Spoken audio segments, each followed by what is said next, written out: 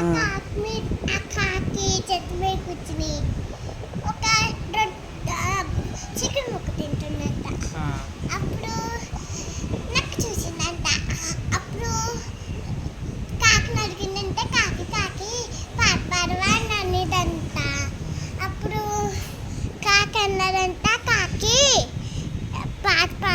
అప్పుడు పాట పాడేసిందంట.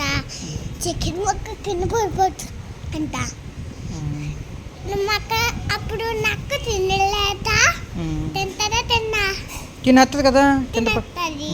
అందుకని నక్క చూసి తినేస్తుంది. మళ్ళీ కింద పడిపోతుంది. అప్పుడు కొంచెం దూరం వెళ్ళాక మళ్ళీ రొట్టె ముక్క దొరికింది. అప్పుడు రొట్టె ముక్క దొరికితే ఆ రొట్టె ముక్క మళ్ళీ నక్క వచ్చిందంట. నక్క కాకి పాపరా అని అన్నదంట. అప్పుడు కాకి అన్నదంట కాకి ఒక ఐడియా వచ్చింది. ఏంటి ఐడియా వచ్చిందా?